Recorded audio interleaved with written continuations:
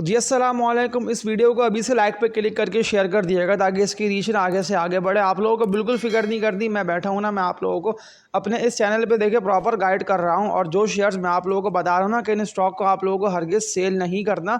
Like पे भी click लाजमी कर दिएगा ताकि इस वीडियो की रीच ना मजीद आगे से आगे बढ़े। और बेल नोटिफिकेशन ऑल पर न्यू ऑडियोज़ तो लाजमी क्लिक करके रखिए, क्योंकि देखिए स्टॉक मार्केट में कई सारे लोग काम कर रहे हैं लेकिन लोगों को पता ही नहीं है कि मार्केट डायरेक्शन क्या बनती है, मार्केट किस से जाएगी। मैं आप लोगों को देखिए मुकम्मल गाइड कर रहा हूँ। जहाँ मुझे देख के लग रहा है ना कि अब आप लोगों को ट्रेडिंग वाले शेयर्स बेचने चाहिए, यानी कि ट्रेडिंग वाले शेयर की तो मैंने आप लोगों को कॉल दी ही नहीं। लेकिन अगर आप लोगों ने किसी की भी वीडियोस को देखते हुए बाय कर लिया ना कि सस्ते मिल रहे हैं और लोअर रेट पे वो ट्रेड कर रहे हैं, एक काम यह कर लेता हूँ कि मैं ट्रेडिंग वाले शेयर्स को, क्योंकि देखें सस्ते मिलते हैं, जैसे कि कम कीमत उनकी होती है ना, पैनी स्टॉक्स कहलाते हैं बेसिकली ट्रेडिंग वाले शेयर्स। तो 5 रुपये के 6 रुपये के हिसाब से लोगों ने जमा करे, ऐसे कि मैं कराची इलेक्ट्रिक की या यूनिटी हो गया, इस तरह के शेयर्स।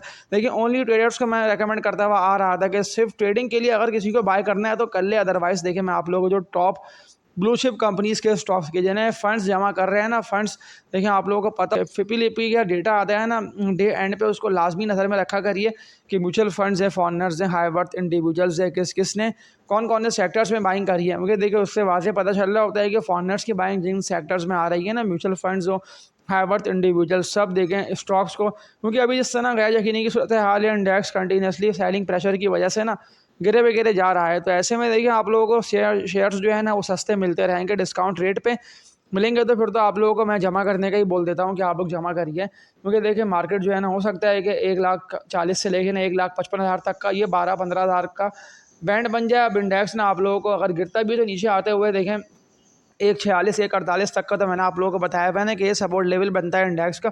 और अगर 1,46 1,48 से रिवर्सल ले लेते हैं, क्योंकि देखिए मैं टेक्निकल्स को भी देखते हुए आप लोगों को शेयर्स रेकमेंड कर रहा होता हूँ ना पिछले सालों से। अगर आप लोग अभी तक देख लेना कि जब तक मैं अपने चैनल को लेकर चला हूँ, तो देखिए मैंने आप लोगों को बैंकिंग के शेयर्स में से सिर्फ एक कंपनी का स्टॉक, फैसल बैंक, इसकी बाय कॉल दी, ये देखे चला स्लोली ग्रेजुअली करता हुआ, लेकिन ये 22-25 रुपये से 100 रुपये तक गया ना। टॉम सीएल देखने में कहता रहा कि 30 से 35 रुपए के रेट पे के मिल रहा है दी ऑर्गेनिक मीट, इसको जमा करते रहिए। ये भी चला लेकिन 2-3 साल लगे, स्टॉक ने बड़ा अच्छा रिटर्न दिया लोगों को। इसके अलावा देख लें सिटी फार्मा लिमिटेड, फार्मा के स्टॉक्स हो, रिफाइनरी, बैंकिंग के शेयर, सब ने आप लोगों को रिटर्न अच्छी दी ना। तो अब वक्त आ गया है कि दोबारा मार्केट डिस्काउंट रेट पे आ रही हैं, शेयर्स नीचे आ रहे हैं, तो आप लोग देखें एवरेज करते हुए चलें। भले आप लोगों ने देखें, मैं एक मिसाल दे रहा हूँ आप लोगों को कि अगर आप लोगों ने फॉर एग्जांपल लेट्स सपोज आप लोगों ने एंग्रो होल्डिंग का जो शेयर है वो 250 रुपये के रेट पे बाय करा, सही है ना। अब एंग्रो होल्डिंग जो है वो 280 285 रुपये तक गया, 300 रुपये से ऊपर का भी इसने हाई लगा दिया। लेकिन अभी आप लोगों को किरण रेट 270 रुपये से लेकर 272 रुपये के रेट पे ये मिल रहा है। तो आप लोग ना इसको जमा कर सकते हैं कि जैसे नीचे आता रहेगा ना, देखिए अगर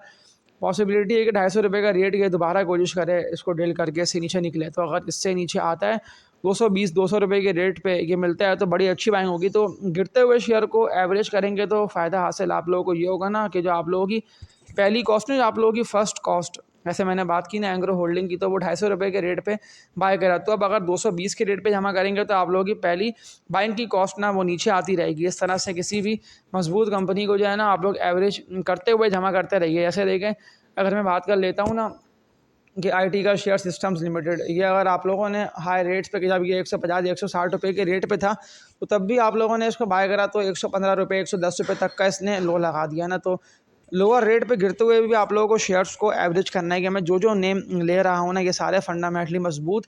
और जो बात मैंने की ना वीडियो स्टार्ट में कि फिपी लिपी का डेटा भी देख लिया करें, जो कि डे एंड पे आता है, ब्रोकर आप लोगों को शेयर करता होगा। देखिए उससे वहाँ से पता चल रहा होता है कि कौन कौन से सेक्टर्स में जो है वो ब्रोकर, इंश्योरेंस हैं, यानी कि सारे जो है ना फंड्स वगैरह सब की यानी बता रहा होता है।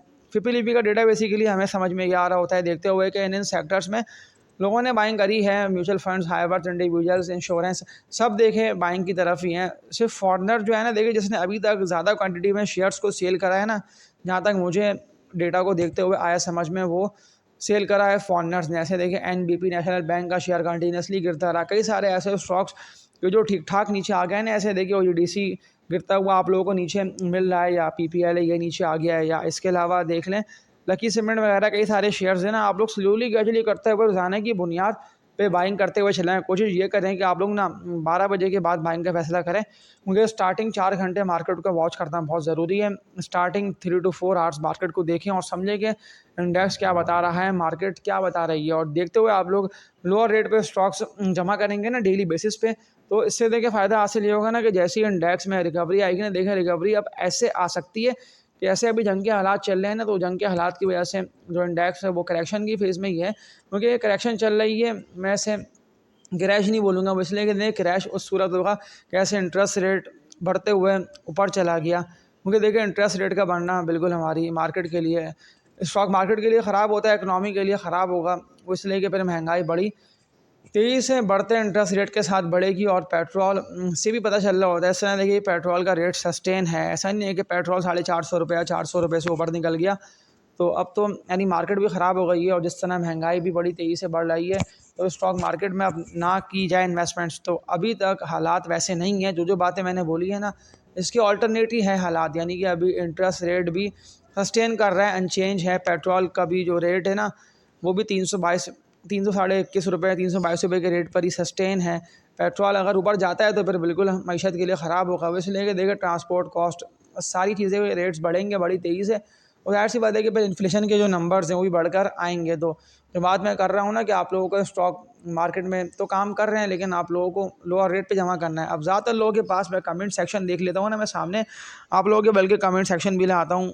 परसों का थंबनेल आप लोगों के सामने लेके आ रहा हूँ, परसों का नहीं है कल का थंबनेल है, और इस थंबनेल का Q&A कमेंट सेक्शन भी सामने आप लोगों के आ रहा है। तो ज़्यादातर लोगों के सवालात ना कई सारे स्टॉक के हवाले से आए हुए हैं, लेकिन जो मैं बात कह रहा हूँ ना, आप लोगों को फिगर बिल्कुल नहीं करनी।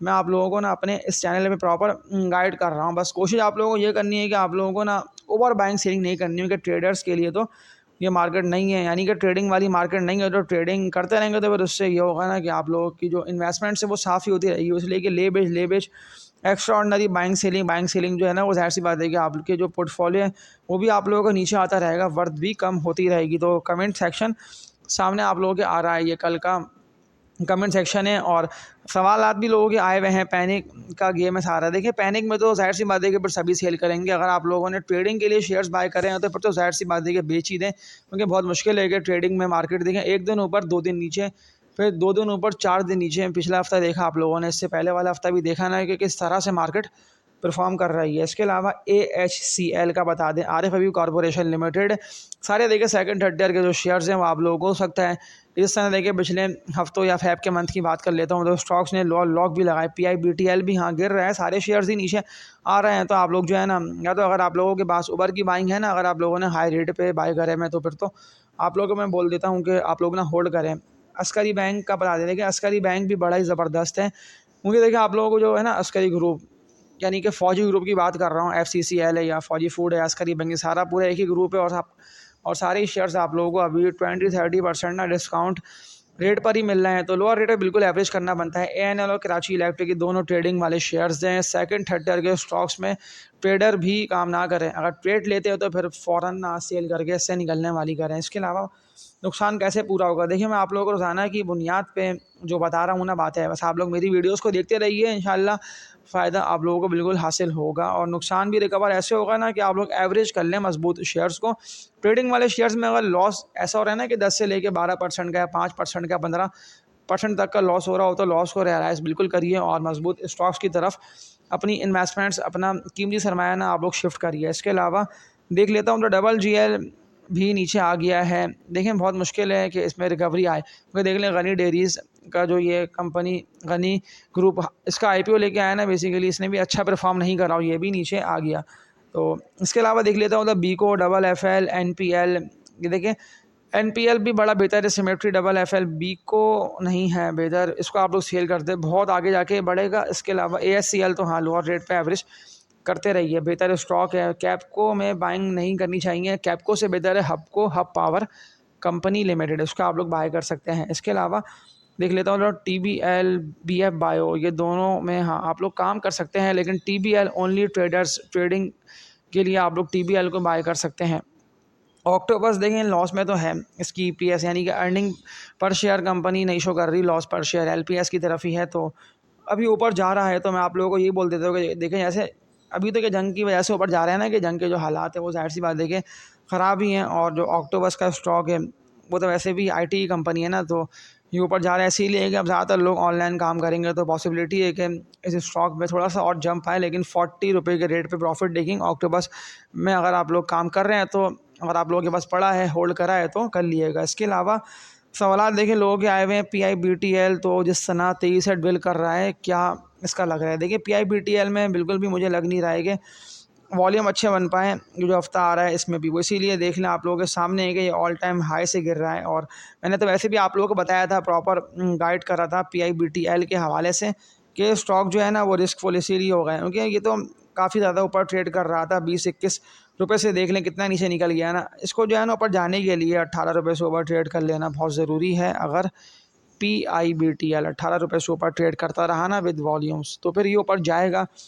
अदरवाइज़ मुझे मुश्किल लग रहा है कि ऊपर जाए। हो सकता है आप लोगों को दोबारा मिले हैं 12.5-13 रुपये के रेट पे, तो फिर आप लोग जमा इसको करिएगा। लेकिन अगर ऊपर का पड़ा है तो PIBTL को आप लोग होल्ड करिए। इसमें कोई भी ऐसा मसला नहीं है कि आप लोगों को दोबारा जो है ना वो 5-6 रुपये या 8 रुपये की तरफ निकलता दिखाई दें। हद से ज़्यादा ये आएगा 12.5-12 रुपये पे, तो अगर दोबारा आता है तो फिर मैं आप लोगों को इसको यही बोल देता हूँ कि एवरेज बाय करिएगा। टैली ट्रेडिंग के लिए बेहतर है। ट्रेडर्स टैली गार्ड में काम कर सकते हैं क्योंकि देख लें टैली में जिस तरह के पिछले दिनों वॉल्यूम जनरेट हुए हैं ना अच्छे, यानी कि करंट रेट पे बाय और थोड़ा सा ऊपर जाए तो 5-10% का नफ़ा रख के ना आप लोग टैली को सेल करके इससे निकल जाइए। तो कल की मार्केट से मैं तो कल की मार्केट को मैं ऐसा देख रहा हूँ कि आप लोगों को ना शुरू के 4 से 5 घंटे वेट एंड वॉच वाली करना चाहिए स्ट्रैटेजी, और मार्केट को बिल्कुल देखें और समझें कि मार्केट क्या आप लोगों को बता रही है, क्योंकि ख़बरें नहीं पता कि कब क्या आ जाए। क्योंकि जो अमेरिका और जो ईरान वॉर चल रही है ना, इसराइल वॉर, ये अब तक थमने का नाम नहीं ले रही है। इसीलिए आप लोग देख रहे हैं ना कि स्टॉक्स में गिरावट है, सेलिंग प्रेशर है, क्योंकि ज़्यादातर लोग सेलिंग साइड पर ही हैं और सेल ही कर रहे हैं।